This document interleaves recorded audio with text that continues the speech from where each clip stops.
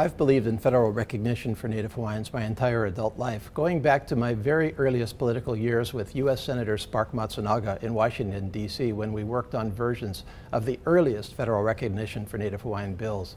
As a state legislator and chair of the Hawaii State Legislature Committee on Hawaiian Affairs, I also advocated for federal recognition. And of course, as a United States Congressman from 2002 to 2005, representing more Native Hawaiians than any other of the 435 districts in our country, I introduced federal recognition for Native Hawaiians in the U.S. House with Congressman Abercrombie and fought for it there along with Senators Inoue and Akaka.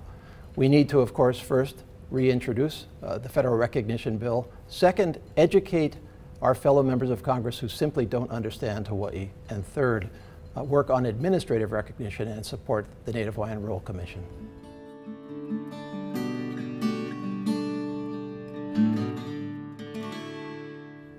First of all, I'd like to ask you to take a look at my website, www.edcase.com, where I outline exactly what I have done as a member of Congress from Hawaii, and specifically for Native Hawaiians.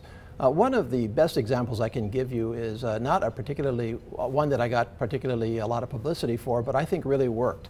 The Native Hawaiian Education Act, of course, funds programs to Native Hawaiians in education. Yet none of the Native Hawaiian education monies was going to my district, Congressional District 2, so Molokai, Maui, the Big Island, Kauai, Lanai.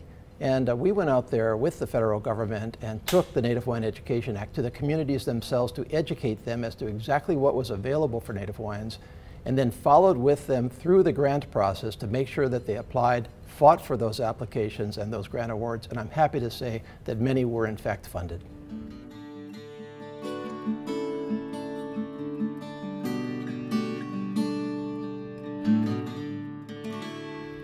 Well, first, I fully support both of those acts, and I reintroduced their authorization as a member of Congress and would fight to reauthorize them. Number one, the authority for those acts and for the spending has to be there in the law, and we're going to have to do that as we go on into the future. I think, though, that one of the main criticisms that come from the opposition is that what are the results? What are the actual results? Can you prove to me that these programs work as opposed to just spending the money? And I think that that's a real effort with the people that receive those awards to work with them as their senator, your senator, to make sure that you have the documentation that they actually work. Of course, also we can pursue the inclusion of these funding items in the regular budget as opposed to making them depend so much on congressional earmarks, which they have to date. But these do have to be fought for over several decades.